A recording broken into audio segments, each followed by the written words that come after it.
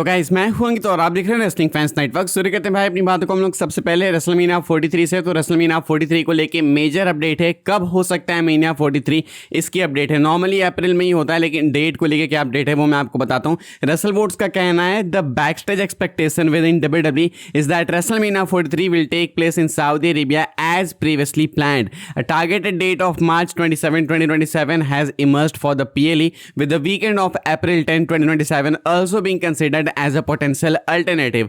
तो कहना है भाई फिलहाल रसल वोट्स का कि बैकस्टेज एक्सपेक्टेशन यही है कि अभी भी रेसलमेनिया 43 सऊदी अरेबिया से होगा, जैसा पहले प्लान था, जैसा पहले अनाउंस था।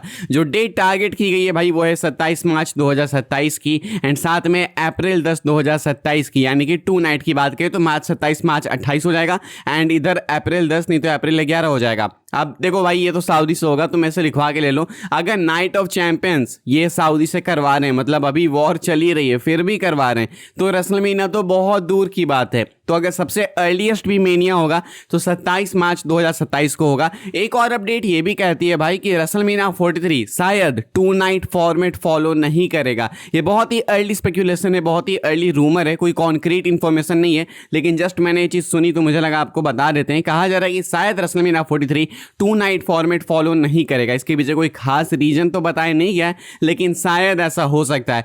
अगर ऐसा होगा तो पहली बार होगा भाई कि रेसलमेनिया 36 के बाद डब्ल्यूडब्ल्यूई वाले रेसलमेनिया के लिए एक सिंगल नाइट फॉर्मेट के साथ में आएंगे। हालांकि मुझे नहीं लगता है, अगर ये डिस्कशन है भी तो भी डब्ल्यूडब्ल्यूई वाले इसको शूट डाउन कर देंगे, क्योंकि इनको 2 नाइट से भाई ज़्यादा प्रॉफिट होता है। सो आई डोंट थिंक सो कि ये 2 नाइट इवेंट से पीछे हटने वाले हैं, लेकिन फिर भी एक अर्ली रूमर है कि शायद रेसलमेनिया 43 एक सिंगल नाइट इवेंट हो सकता है। तो ये एक अपडेट है भाई रेसलमेनिया 43 के डेट को लेके। आगे बढ़ते हैं भाई, हम लोग बात करते हैं अगली अपडेट के बारे में, जो कि केविन ओवेंस को लेके। केविन ओवेंस जो है भाई डब्ल्यूडब्ल्यूई में जल्द से जल्द वापस आना चाहते हैं, एंड मैं भी चाहता हूं भाई कि जल्दी ही केविन ओवेंस वापस आए। केविन ओवेंस भाई बात करते हुए कहते हैं कि I have been off for 8 to 9 months because of my next surgery. I am losing my mind, like I just want to be around it. कहते हैं भाई कि 8-9 महीने हो गए नेक्स्ट सर्जरी के कारण, एंड अब मेरा दिमाग हो रहा खराब, लाइक अब मैं हो चुका हूँ बोर। मैं चाहता हूँ कि मैं वापस आऊँ, रसल करूँ, because I am too bored and I am losing my mind. देखो भाई केविन ओवेंस ने पिछले साल के भी मेनिया को मिस कर दिया, एंड अनफॉर्चुनेटली इस साल के भी मेनिया को मिस कर दिया। तो back to back 2 manias Kevin Owens miss कर चुके हैं।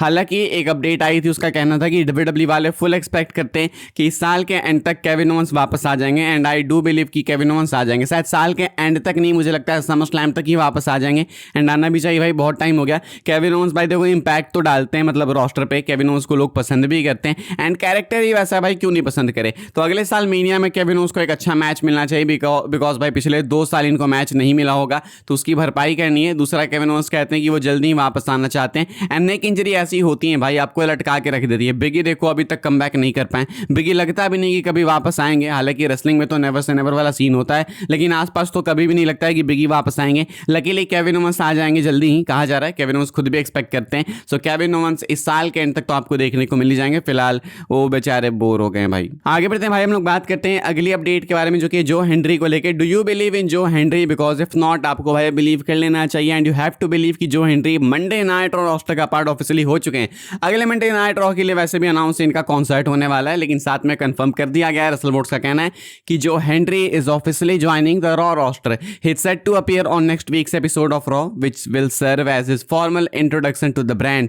कहते हैं रसल वुड्स वाले कि डब्ल्यूडब्ल्यूई वाले ऑफिशियली इनको अगले मंडे नाइट रॉ के एपिसोड में इंट्रोड्यूस करेंगे, एंड ये होगा इनका भाई ऑफिशियल इंट्रोडक्शन रेड ब्रांड के ऊपर, एंड इसके बाद ये परमानेंटली इसी ब्रांड पे होने वाले हैं। 4-5 नेम्स भाई पिच किए गए थे, जैसे सोल रुका हो गई, जो हेनरी हो गई, जेसी जेन हो गई, रिकी सेंट्स हो गए, ईथन पेज हो गए, कि लोग जल्दी ही मेन रोस्टर ज्वाइन करेंगे। तो अभी हमने देखा भाई कि सोल रुका आ ही गई है, जो हेनरी अगले हफ्ते आ ही जाएंगे, ईथन पेज को हमने मंडे नाइट रॉ में देख ही लिया। तो फिलहाल टैलेंट जो है भाई वो आने लगे हैं मेन रोस्टर पे। रिकी सेंट्स ही एक अनसर्टेन है फिलहाल, रिकी सेंट्स एंड जेसी इनका ज़्यादा पता नहीं है, लेकिन जो हेनरी कंफर्म है कि आपको अगले रॉ में देखने को मिलेंगे, एंड इसके बाद वो मंडे नाइट रॉ के रोस्टर का ही पार्ट बन जाने वाले हैं। आगे बढ़ते हम लोग बात करते हैं भाई फ्राइडे नाइट स्मैकडाउन की। स्मैकडाउन में कुछ मेजर चेंजेस आने वाले हैं। पहली बार की स्मैकडाउन के लिए यूएसए नेटवर्क ने बोला है कि आपको कुछ मैसिव एक्सपेक्ट करना चाहिए, एनीथिंग कैन हैपन। हालांकि ये तो सिर्फ हाइप करने के लिए बोल देते हैं, इन्होंने मंडे नाइट रॉ के लिए भी बोला था नेटफ्लिक्स वालों ने, अभी यूएस नेटवर्क वाले भी सेम बोल रहे हैं। तो कल होने वाला है स्मैकडाउन, एंड कहा जा रहा है कि कुछ मेजर चेंजेस होने वाले हैं। अब ये तो नहीं पता कि कल ही हो जाएंगे मेजर चेंजेस या फिर नहीं,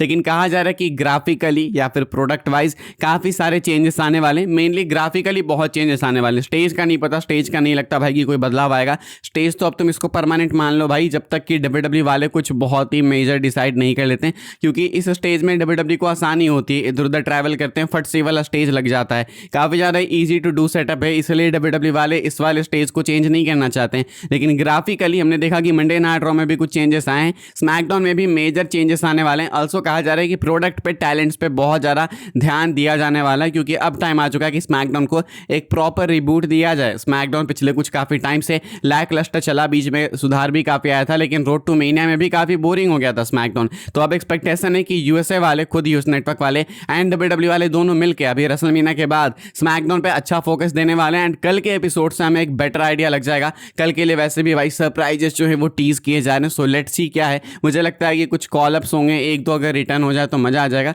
बट ज़्यादा मैं होप्स अपनी हाई रखना नहीं चाहूँगा। फिलहाल ये कुछ अपडेट है अभी स्मैकडाउन को लेके। आगे बढ़ते हैं भाई, हम लोग बात करते हैं अपनी आखिरी अपडेट के बारे में, जो कि लेसनर को लेके। तो भाई लेसनर को स्पॉट किया गया, हालांकि रेसलमेनिया के बाद की फोटो नहीं है, रेसलमेनिया वीकेंड की ही फोटो है। लेसनर अपनी वाइफ के साथ स्पॉट किए गए भाई, सेबल के साथ में। एंड मैं आपको इसलिए दिखा रहा हूँ बिकॉज इंटरनेट पे ये वाली फोटो भी बहुत ही सरफेस हो रही है, एंड कायदे से देखो तो ये रिटायरमेंट के बाद तो पहली फोटो है जो कि हम लोग रियल में एक्चुअली में लेसनर की देख रहे हैं। लेसनर को लेकर अभी भी काफ़ी सारी अपडेट्स है, एक मैं आपको फुल ऑन कॉट अप करा देता हूँ। कहा जा रहा है कि WWE वाले मानते हैं इस बात को कि लेसनर ने जो गुड बाय बोला वो बिल्कुल लेजेट था, वो बिल्कुल कंपनी लीव कर चुके हैं, लेकिन साथ में होप्स ये भी है बैक स्टेज कि ये लोग समर स्लैम तक लेसनर को मना लेंगे एक रिटायरमेंट मैच के लिए, एंड इनको बिलीव है कि एक ऑफिशियल रिटायरमेंट मैच ये लोग समर स्लैम मिनियापोलिस मिनेसोटा में लेसनर को दे देंगे। तो WWE वाले ट्रिपल एच वगैरह ये होप करके चल रहे हैं। हालांकि बहुत से फैंस चाहते हैं कि ये ना हो, मेजॉरिटी में फैंस चाहते हैं कि ये ना हो, बिकॉज उनको लगता है कि रेसलमेनिया की रिटायरमेंट परफेक्ट थी, लेसनर अपने टर्म्स पे गए हैं, एंड एक डर भी है कि अगर लेसनर समर स्लैम में वापस आएंगे तो गंथर से रिटायर हो जाएंगे, बिकॉज कहानी वहीं पे है कि गंथर को हेमन से एक फेवर चाहिए, एंड रिपोर्ट्स का यही कहना था कि फेवर यही होने वाला है कि जो लेसनर है उनकी डिमांड करेंगे गंथर, एंड उसके बाद वो लेसनर को रिटायर करेंगे। अब अगर लेसनर आके जीत भी जाते हैं गंथर के सामने समर स्लैम में, तो भी कुछ बहुत ज़्यादा अचीव नहीं हो जाएगा, उल्टा गंथर के ऊपर सवाल उठेंगे भाई कि John Cena, as styles, Goldberg को रिटायर करके फायदा क्या फिर, जब मोमेंटम बेकार ही हो गया। एंड अगर लेसनर हार जाएंगे गंथर से तो फिर फायदा क्या, ओबा फैमी के साथ भी गलत हो जाएगा, एंड दूसरा मतलब ही नहीं है रिटायरमेंट से वापस लाके फिर हराना, फिर रिटायर कराना। तो इसीलिए कहीं पे भी प्रॉफिट दिखता नहीं है, एक लूज लूज सिचुएशन ही है। तो WWE को ये मूव नहीं लेना चाहिए, लेकिन फिलहाल तो लगता है कि ये लोग इसी डायरेक्शन में जा रहे हैं। लेट्स जस्ट होप कि जो लेसनर है वो इस आइडिया को सूट डाउन कर दें। मुझे नहीं लगता है कि लेसनर नहीं चाहेंगे तो ये जबरदस्ती ले आएंगे, हालांकि कॉन्ट्रैक्ट वगैरह है तो अगेन यू नेवर नो। फिलहाल भाई इस वाली वीडियो के लिए यही सारी अपडेट्स थी, आई होप आपको इन्फॉर्मेशन मिली हो। मिले तो वीडियो को लाइक कीजिएगा, शेयर कीजिएगा एंड सब्सक्राइब कीजिएगा चैनल को, ताकि आने वाले टाइम के अंदर आपको और भी WWE की अपडेट्स वगैरह सबसे पहले देखने को, जानने को मिलते रहे। फॉलो कर सकते हैं आप लोग मुझे इंस्टाग्राम एंड ट्विटर, लिंक आपको मिलेगी डिस्क्रिप्शन में। ज्वाइन कर सकते हैं व्हाट्सएप चैनल को, उसके भी लिंक है डिस्क्रिप्शन में। मिलूंगा मैं आपसे अगली वीडियो में जल्दी ही, तब तक के लिए goodbye, thanks for watching.